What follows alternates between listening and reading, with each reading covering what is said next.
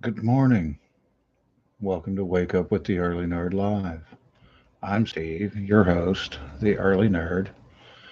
And as always, I'm talking quietly because if Wake Up misses Early Nerd, then we're all in trouble.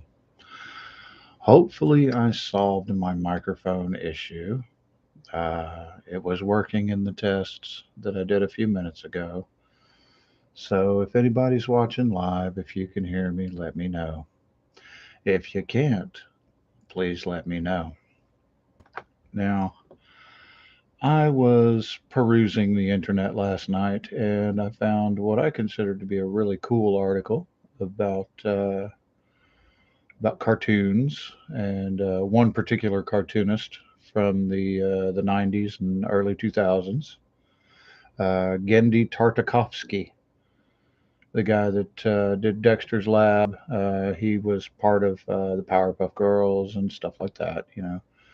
And I decided that I want to read that article to you guys, and hopefully, y'all will enjoy it as much as I did. Bright light. 50 XP. If you guys can tell me what that's from. Bright light. Okay. For nearly 30 years now, Gendy Tartakovsky has overseen era-defining cartoons that have captured millions of eyeballs. But the Russian-born animator tells Yahoo Entertainment that his work is first and foremost intended for an audience of one. When I come up with a show, it's never like I'm going to make this one for 10-year-olds, Tartakovsky says. I don't know what they like. I don't know what anybody likes. Really, I just know what I like and what that communicates to me. Obviously, you hope an audience will like it, the creator of Dexter's Laboratory, Samurai Jack, and Primal adds with a laugh. But you have to be really careful because then you're walking a tightrope of doing stuff for fans. As long as people's strong reaction to what I do for myself, I'm going to keep doing it. It's all I got. Of course, the downside to that approach is that it can sometimes take decades to get what you like on screen. Case in point, Tartakovsky's latest series, Unicorn Warriors Eternal, has taken 2 decades to become a reality. Premiering tonight at midnight on Adult Swim. I don't know, maybe it premiered last night. It says premiering May 4th at midnight. So it was either last night or it'll come on tonight.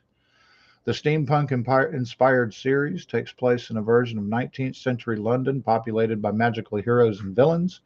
Powerful sorceress Melinda, voiced by Hazel Dupe, cosmic monk Sing, Damari Hunt, and elfin warrior Eldred, Tom Milligan, play the members of Unicorn, a trio who we awaken to combat evil in different eras, only this time their spirits are housed in teenage bodies. Actually sounds kind of interesting. I might actually watch that. Remember, I did say I was a big cartoon nerd. Tartakovsky says the original version of the show that he dreamed up 20 years ago was more about the conflict between magic and technology, but the incarnation that's coming to Adult Swim is rooted in something closer to home for him. The push pull between adolescence and adulthood that defines the teenage experience. Watching my girls become teenagers has been shocking, says the father of three. This light all of a sudden turns on, and they're not little girls anymore. I can attest to that, having raised three daughters myself. I almost got lucky that this show wasn't made earlier because I got to experience that transformation firsthand. All of a sudden, your mind is more adult, but the body isn't quite there yet. That's something I really wanted to tap into. One thing that's united all of Tartakovsky's various series has been an emphasis on silent storytelling over dialogue driven cartoons. That's most evident through Unicorn Warriors Eternal's breakout character, Copernicus, a silent, rotund robot that bears a passing resemblance to Tik-Tok, the mechanical man from the merry land of Oz. As an animator, I've always been interested in movement, he explains. I go into a sequence thinking what's the funniest movement I could do, as opposed to what's the funniest line of dialogue I could do. You can trace that all the way back to Dexter's Laboratories, where there were lots of sequences with no words. Since Tartakovsky suggested it, let's jump into the time machine and revisit the full arc of his career in our latest director's reel. So, as you know, he fronted Dexter's Laboratory. Um, when it comes to 90s animation, there's before Ren and Stimpy and after Ren and Stimpy. John Kricfalusi's singular creation about an angry chihuahua and his dumb feline friend premiered on Nickelodeon in 1991 and revolutionized the style and tone of basic cable cartoons. Tartakovsky was an animation student at Cal Arts when Ren and Stimpy hit the airwaves, and he remembers the way the series both built upon and departed from what he'd grown up watching as a Moscow to Chicago transplant. We grew up on Saturday morning cartoons, the really bad ones, he said, laughing. But we also grew up on reruns of Bugs Bunny and Tom and Jerry. Ren and Stimpy was a modern version of one of those old cartoons in that it was drawn really well and pushed the envelope like crazy. It was definitely an inspiration when I got the chance to make something. That something was Dexter's Laboratory, which followed the titular boy genius and his sabotage prone big sister, Dee Dee. The duo first appeared on the airwaves in 1995 as part of Hanna-Barbera's What a Cartoon anthology series and then scored their own show the following year, 5 years after Ren and Stimpy's launch. The influence of Kricfalusi's cartoon is certainly apparent in Dexter, both in the terms of hyperactive visuals and Dexter's memorable voice, which actress Christine Cavanaugh based on a combination of Tartakovsky's lingering Russian accent and an exaggerated, French accent that an old roommate used for their answering machine message. At the same time, the animator says that Dexter and Dee Dee owes even more to Bugs and Daffy than Ren and Stimpy.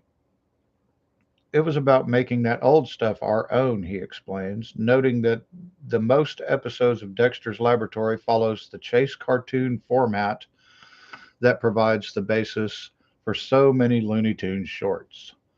The dynamic is that Dexter creates an invention and Dee Dee ruins it, and it backfires on him for 7 minutes and 15 jokes.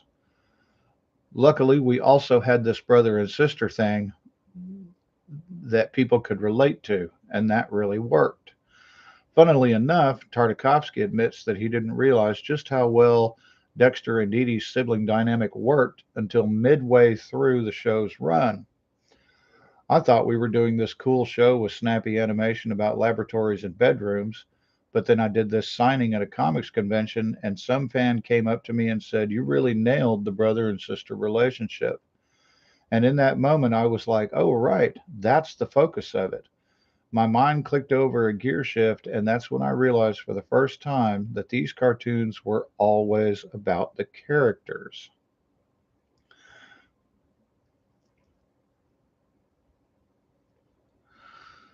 Tartakovsky's Cal Arts classmate, Craig McCracken, was a key member of the Dexter's Laboratory creative team, and he fulfilled a similar role on McCracken's beloved superhero series, which also debuted on What a Cartoon before becoming its own standalone show, The Powerpuff Girls. And just as Dexter was a new spin on vintage chase cartoons, the intention behind Powerpuff Girls was to challenge antiquated ideas about animated violence. I loved Powerpuff Girls. I thought it was great. At the time, we were breaking through the old aesthetic about violence in TV and cuteness versus ugliness, Tartakovsky explains. The whole idea with Powerpuff Girls was the irony of something super cute beating you up. But that idea also got the show into trouble based upon the amount of violence committed by the super cute trio of Bubbles, Blossom, and Buttercup, three tiny tots who pack a seriously big punch. While the characters quickly grew up into feminist icons, some viewers were, and still are, quick to point out their wanton acts of destruction during the original show's sixth season and a movie run from 1998 to 2005. As to whether the show might have inspired the same complaints about violence had the characters been boys instead of girls, Tartakovsky acknowledges that the character's gender, likely played a role. I can say for sure, but if they were boys, there probably would have been less controversy, he agrees. It's hard to remember now, but there was definitely a lot of scrutiny at the time about what we could and couldn't do. The secret is that more boys watched the show than girls. The boys would just never admit to it. The Powerpuff Girls has been revived twice since the original run wrapped up, and the CW attempted a live action version in 2021 that never got past the pilot stage. Tartakovsky confirms that he wasn't involved in that ill fated venture, and he's generally skeptical about turning animated shows into live action franchises. Animation gives you the certain iconicness that live action doesn't get sometimes. As animators, we're doing a character of real life, and when you draw a story, it becomes its own thing. That's what makes it special. Now, we move on to my favorite cartoon by this guy, Samurai Jack. Speaking of violence, you can't say that Tartakovsky's next series pulled its punches either.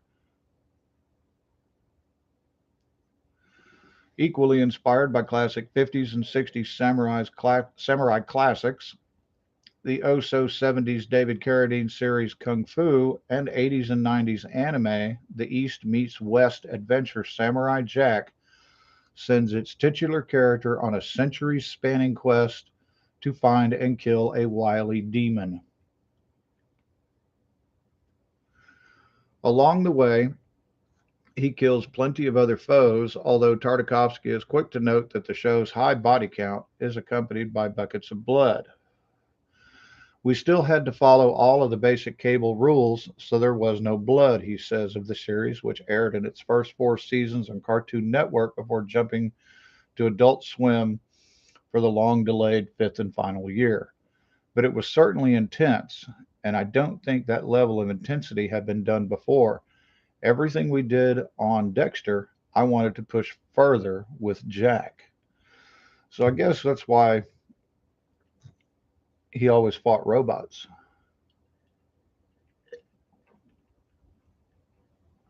Except for in the fifth season. If you haven't seen the fifth season, go watch it. It was great. I loved it. Tartakovsky also wanted to change the visual language for action driven cartoons, which too often let the dialogue dominate the proceedings. Any good kung fu movie has a little bit of talking, and then there's 3 times as much fighting, right?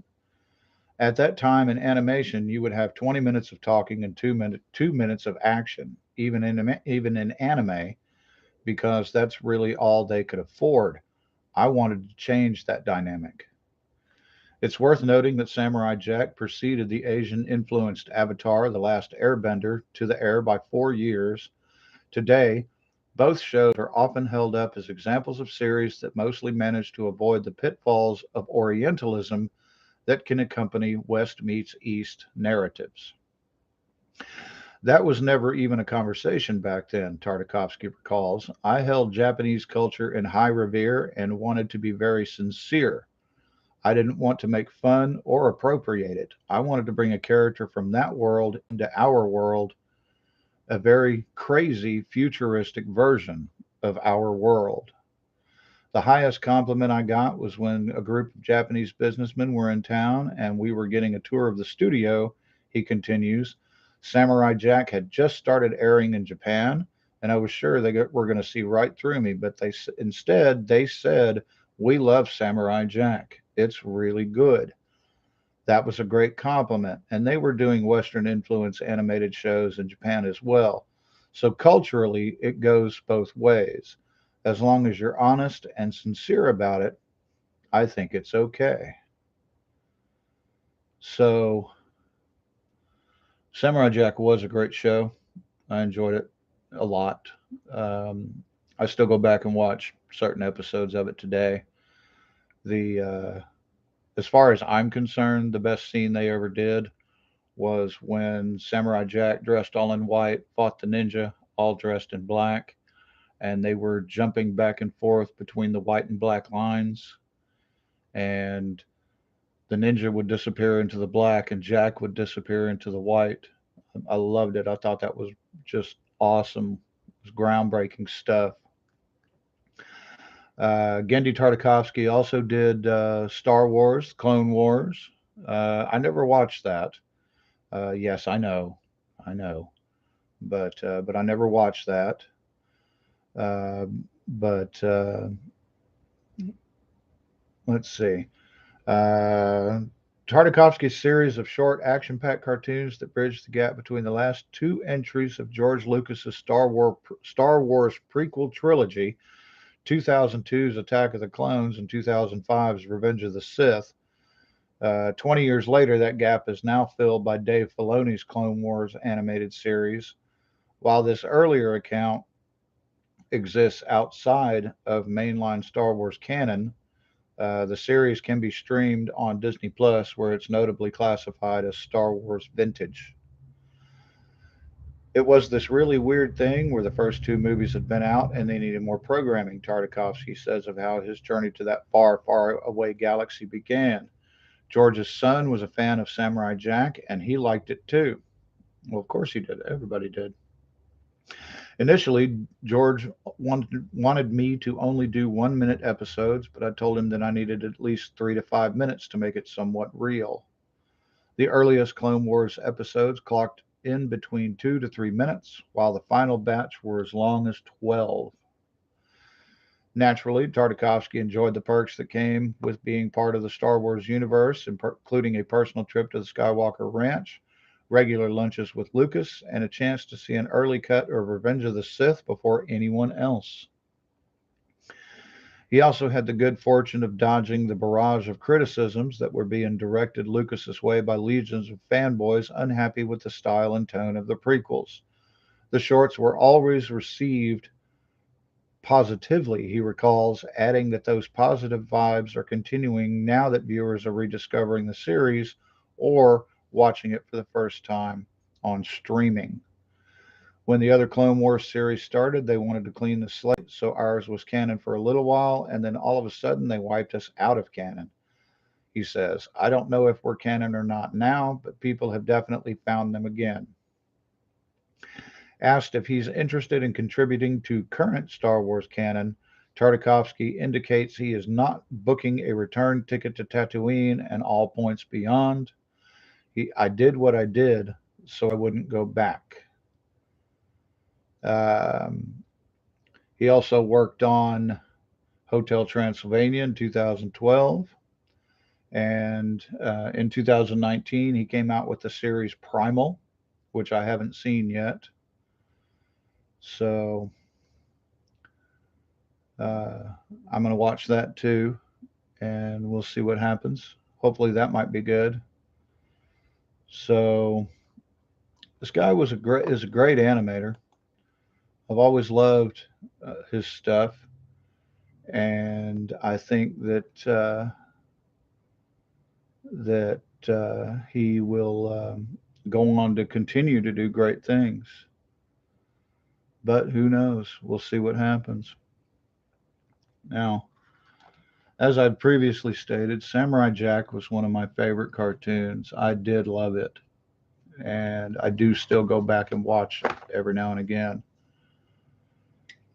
So, what was your favorite Gendy Tartakovsky cartoon? I loved pretty much all of them that he worked on. Dexter's Lab was cool. I liked it. Powerful Girls was great. I loved that. Um, and of course, Samurai Jack. So, but I think that's about all I have for today. Remember, whether you're going to work or going to school. Be safe out there. Be careful. And always remember, Early Nerd loves y'all. Talk to y'all soon. Bye bye.